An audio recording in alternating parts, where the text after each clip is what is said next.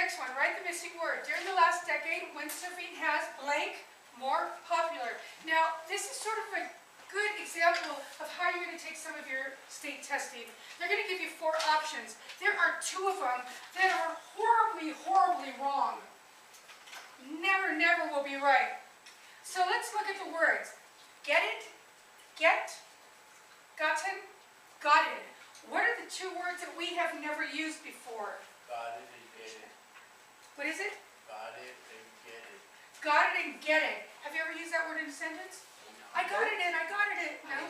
So, get it is not one of them. Got it is not another one. So what are your 2 options now? Got it and get. Gotten and get, or get and gotten. Now we can decide which one is correct. Let's use this one in the sentence. Read it with me. During the last decade, windsurfing has get more popular. Does it even sound right? No. Next one. During the last decade, windsurfing has gotten more popular. What is the correct word? Gotten. Gotten. Got it. If you got it wrong, correct it. All right, write a sentence from this research note. The research note means that it's going to be a phrase and it's going to be a noun, and you need to create a sentence.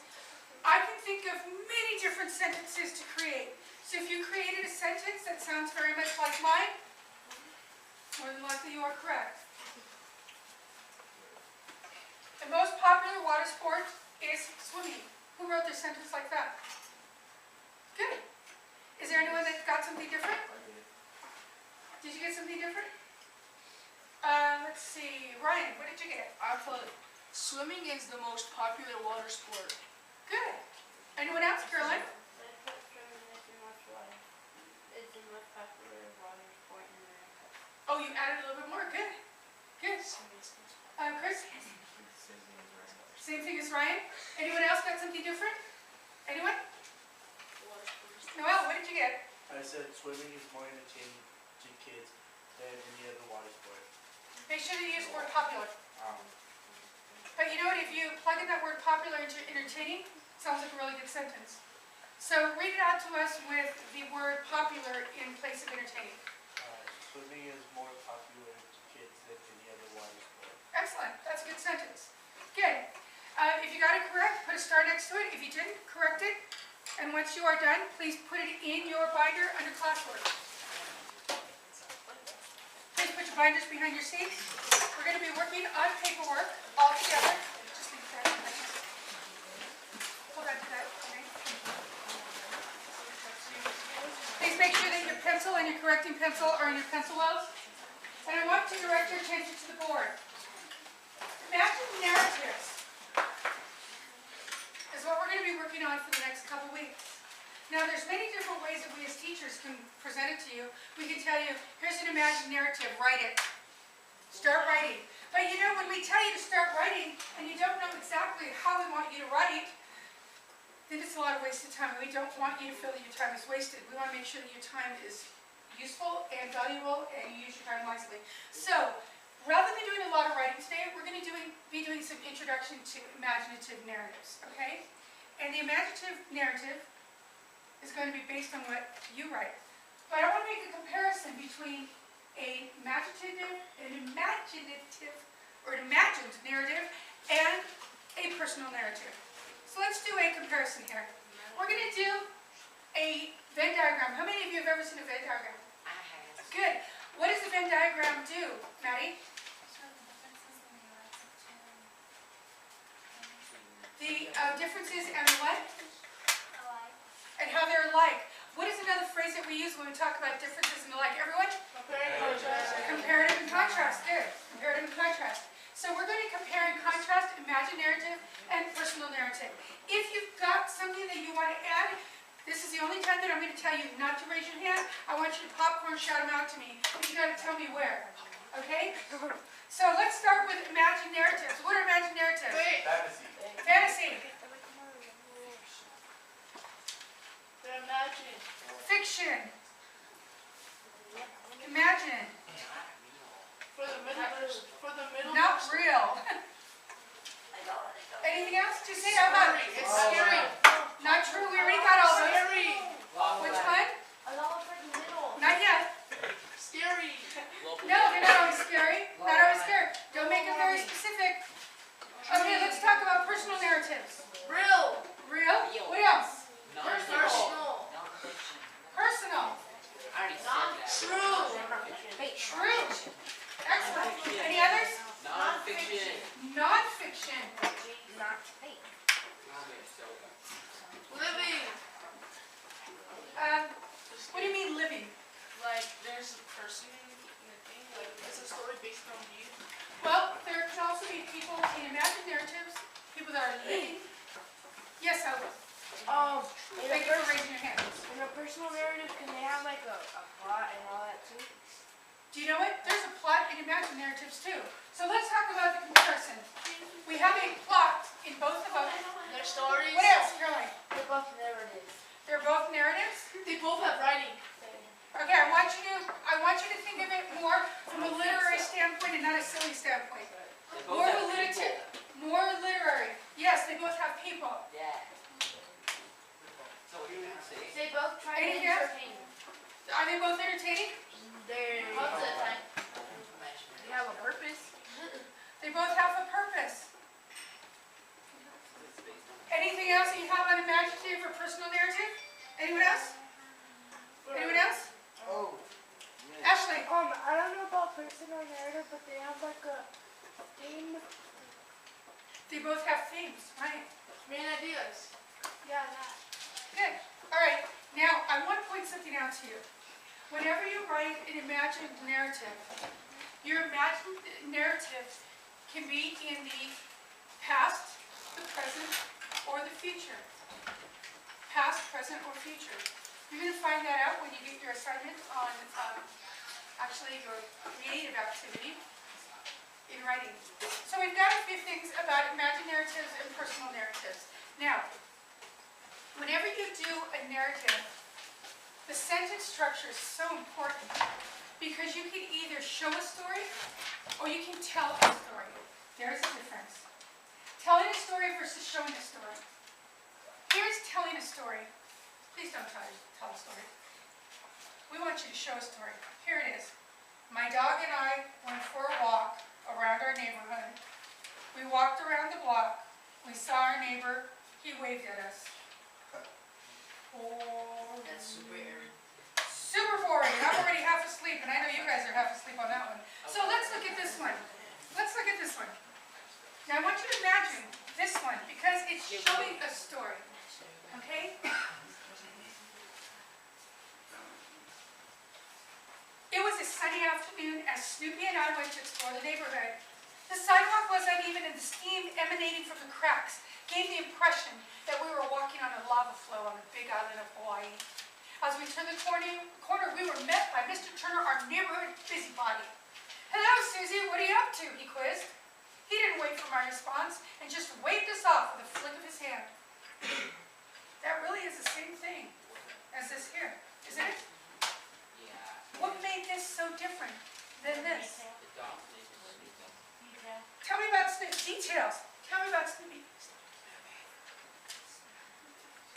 Tell me about Snoopy. What do you imagine when you see the word Snoopy? Charlie The Brown. one from Charlie Brown. What colors is the dog Snoopy? Black. Black and white.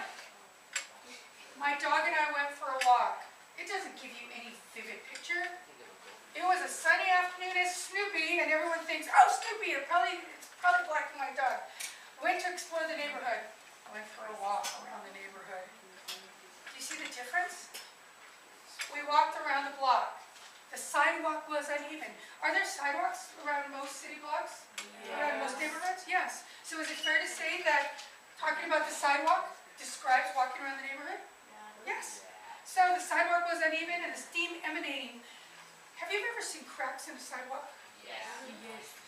What we are trying to envision is steam coming from the cracks. So what does that tell you about the weather? It's hot. It is so hot and humid because in order to have steam you must have, teaching science here for a second, you must have water, right?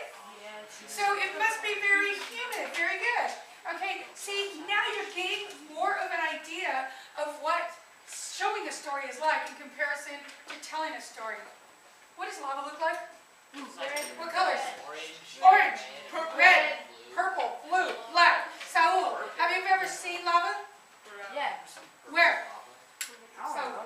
Like in the movies? In the movies, right? A good National Geographic or a Nova special. I've seen it on White The science guy. Yeah, Bill Nye. Right. Bill Nye's really good at that. And so he shows you lava. Do you have to actually walk on lava to know that it's hot? No. No. But you do know what lava looks like, right? Does everyone have a neighborhood busybody?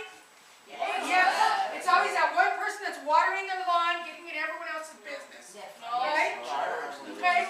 Hello, Susie. What are you up to? Does it sound like Mr. Turner really wanted to know what Susie was up to? Or was he trying to get some information out of her or something? Just another trick. Dun, dun, dun. All right. Here's the difference between, find me please. Here's the difference.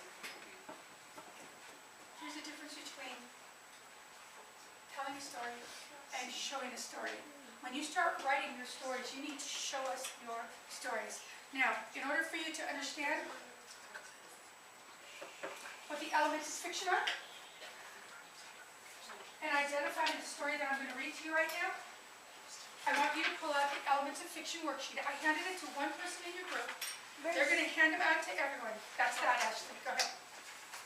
That's because I read On your elements of fiction, please put your name and your class period. Put your name and your class period.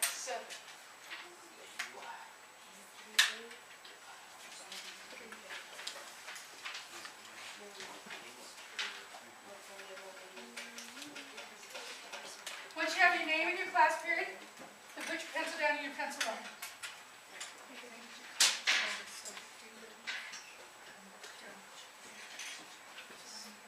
Groups 5, 6, and 3 sound perfect. Thank you.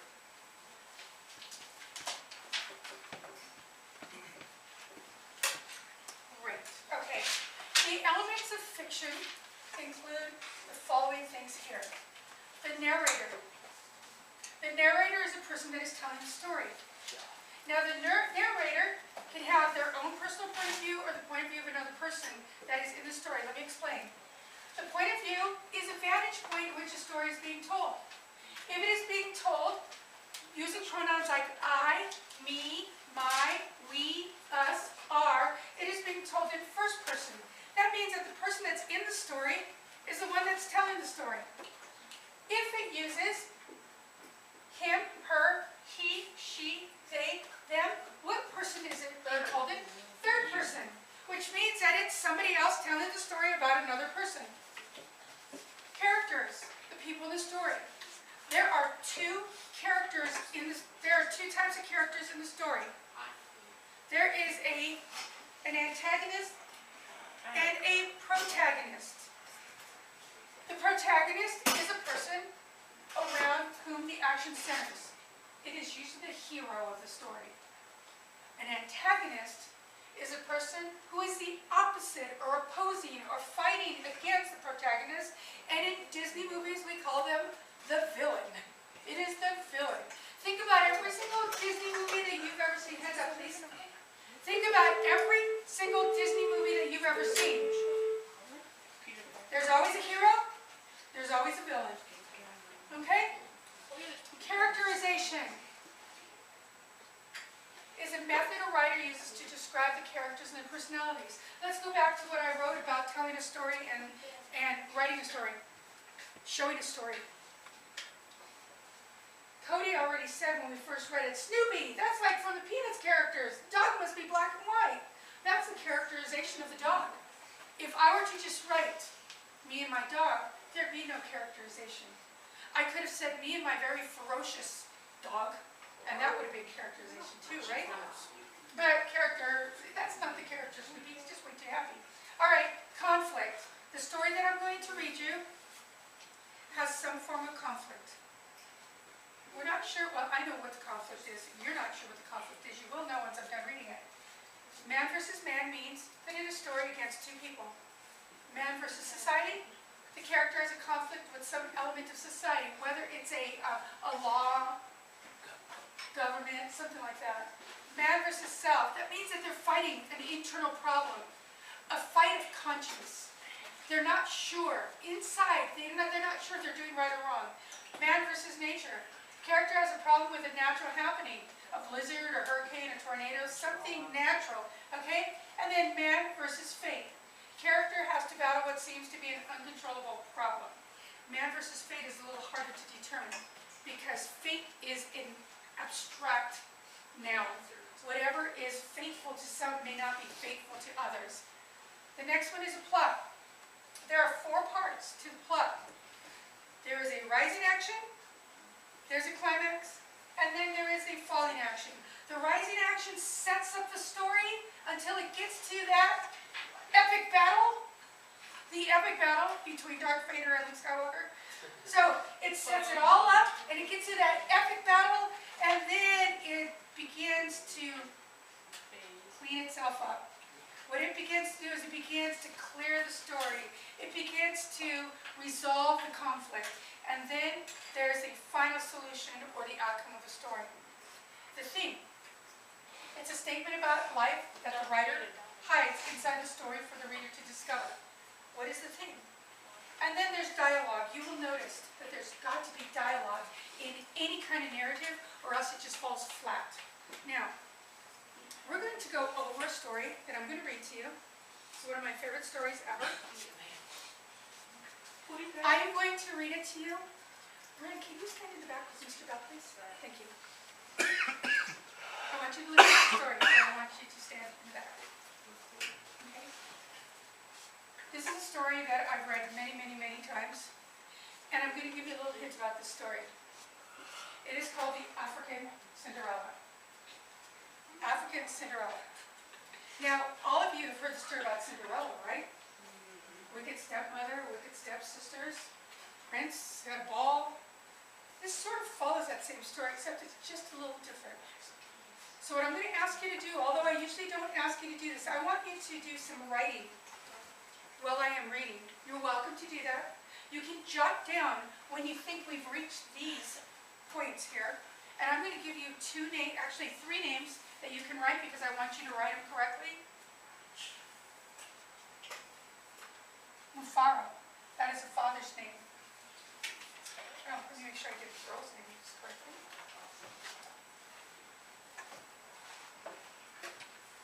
Nyasha. And then Manyara. Mufaro is the father. Nyasha and Manyara are the 2 daughters. You don't know which one is a protagonist, don't know which one is the antagonist yet. Mufaro's beautiful daughters.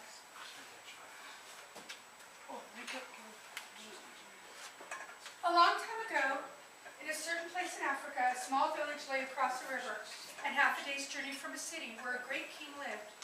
A man named Mufaro lived in this village with his 2 daughters, who were called Manyara and Nyasha. Everyone agreed that Manyara and Nyasha were very beautiful.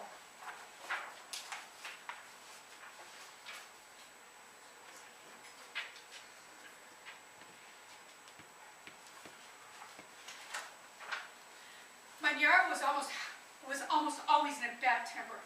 She teased her sister whenever their father's back was turned, and she had been heard to say, "Someday, Nyasha, I will be a queen, and you will be a servant in my household." "If that should come to pass," Nyasha responded, "I will be pleased to serve you. But why do you say such things?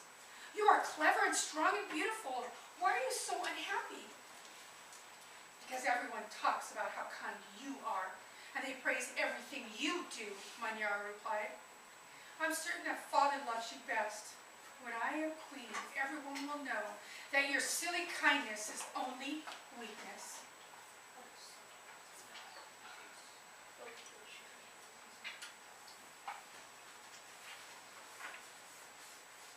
Nyasha was sad that Manyara felt this way, but she ignored her sister's words and went about her chores. Nyasha kept a small plot of land on which she grew millet, sunflowers, yams, and vegetables. She always sang as she worked, and some said it was her singing that made her crops more bountiful than anyone else's. One day, Nyasha noticed a small garden snake resting beneath a yam vine. "Good day, little Nyoka," she called to him. "You are welcome here. You will keep away any creatures who might spoil my vegetables." She bent forward, gave the little snake a loving pat on the head, and then returned to her work. From that day on, Nyoka was always at Nyasha's side when she tended her garden. It was said that she sang all the more sweetly when he was there. Mufaro knew nothing of how Manyara treated Nyasha.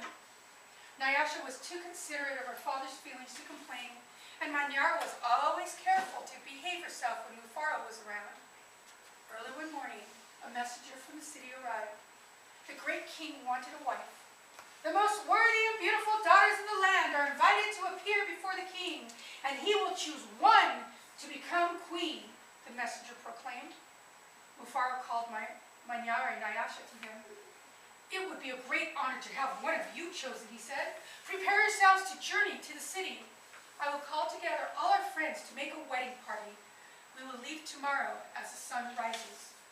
"But my father," Manyara said sweetly, "it would be painful for either of us to leave you, even to be a wife of the king.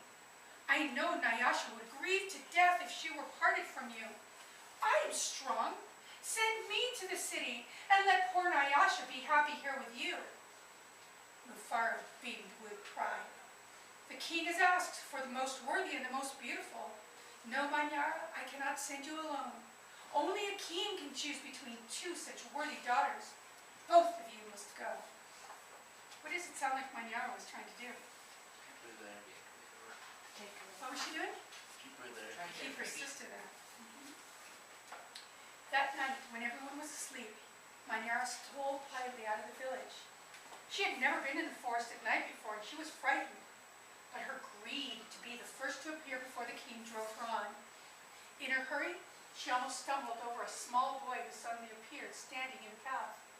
"Please," said the boy, "I am hungry. Will you give me something to eat?"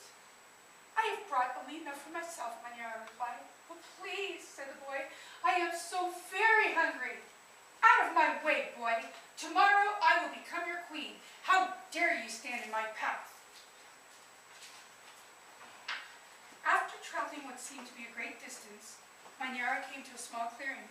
There, silhouetted against the moonlight, was an old woman seated on a large stone. The old woman spoke. "I will give you some advice, Manyara. Soon after you pass the place where two paths cross, you will see a grove of trees. They will laugh at you. You must not laugh in return. Later, you will meet a man with his head under his arm. You must be polite to him." "How do you know my name? How dare you advise your future queen? Stand aside, you ugly old woman!" Manyara scolded and then rushed on her way without looking back. Just as the old woman had foretold, Manyara came to a grove of trees, and they did indeed seem to be laughing at her. "I must be calm." Sorry, guys. "I must be calm," Manyara thought. "I will not be frightened." She looked up at the trees and laughed out loud. "I laugh at you, trees," she shouted, and she hurried on. It was not yet dawn when Manyara heard the sound of rushing water. "The river must be up ahead," she thought. "The great city is just on the other side." Can you take care of this one, please? Just shut it off. But there on the rise, she saw a man with his head tucked under his arm. Manyara ran past him without speaking. "A queen acknowledges only those who please her," she said to herself. "I will be queen. I will be queen. I will be queen," she chanted as she hurried on toward the city. Doesn't sound like a very nice person, right?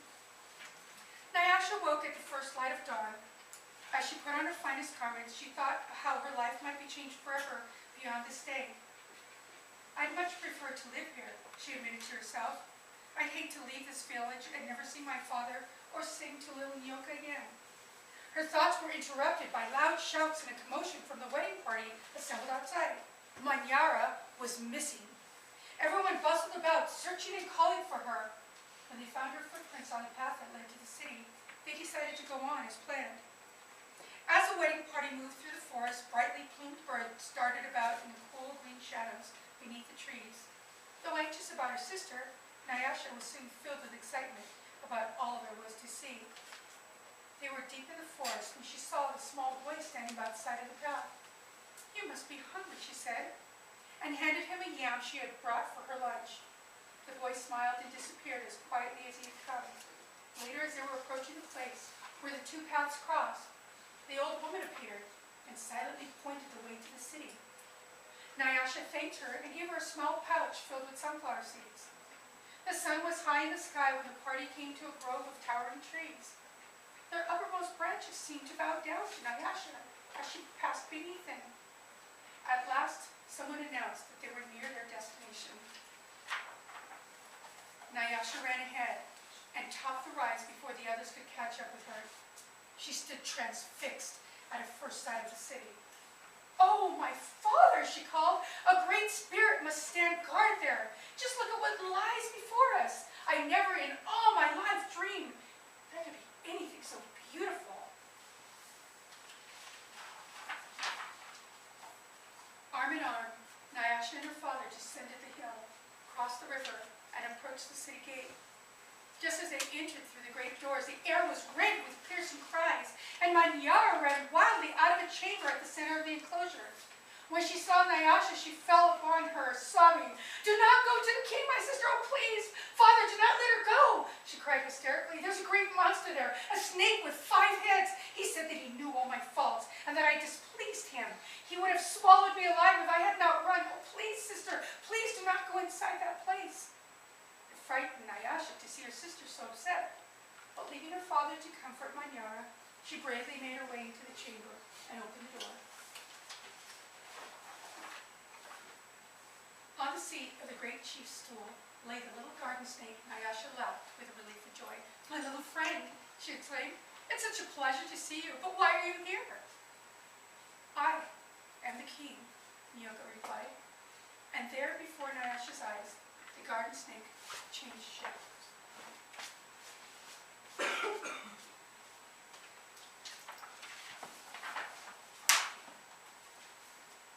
"I am the king.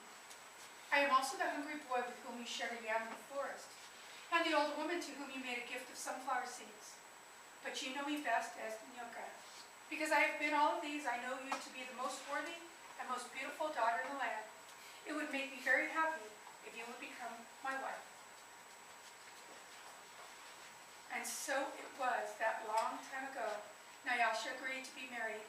The king's mother and sisters took Nyasha to their house, and the wedding preparations began. The best weavers in the land laid out their finest cloth for her wedding garments.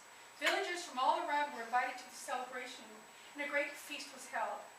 Nyasha prepared the bread for the wedding feast from millet that had been brought from her village.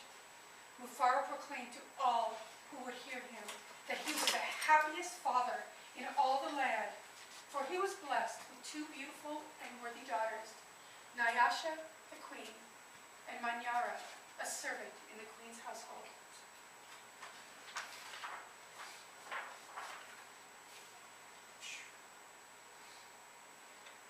So, is there a narrator? Yes. Yes. So right next to the term narrator, I want you to write down narrator, so we can remind ourselves that it is a narrator.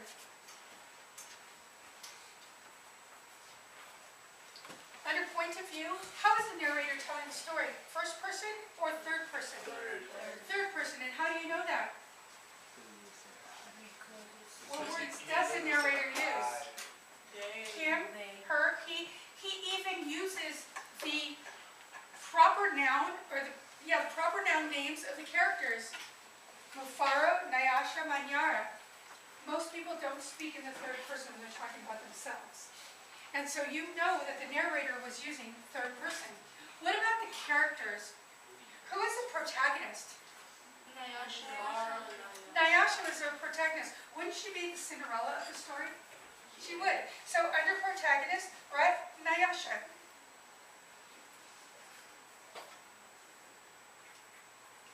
Who is the antagonist? Manyara, her sister, also one of the wicked stepsisters. It is her sister. Okay, Okay, now under characterization, there are a few things that the writer allowed us to understand about the characters, especially the protagonist and the antagonist, based on some of the descriptive words that they use. So I want you to yell out to me, what are some of the words that the writer used to describe Nyasha? Or what are some of the words that you think of when the writer describes Nyasha? What are some of the words? I'll start. Grateful. Kind. What was the other one? Respectful. Yes. Any others? The Samaritan. Yeah, I said. Good Samaritan. A nice biblical reference. Christian. Where do I write that? Not necessarily. Not necessarily. I want you to rely solely on the story. Zanetta. Huh? Beautiful. Yes. Beautiful. Any others? Saul, any others? Tell us How actually about- wondering what you were saying, the last couple of things you were saying, he missed a couple of sentences that you said. On which one? Characterization. Oh, on characterization. The characterization, Saul, is what the writer gives you, the descriptive words, so that you understand what kind of character that person is. So, Nyasha, what kind of character do you think Nyasha is? Well, I had a few people here say kind, respectful. What are other characterizations that are used for Nyasha? So, grateful. Can you think of another one? She's kind. Kind. Good. Ashley, can you think of another one? Beautiful. Beautiful. Good.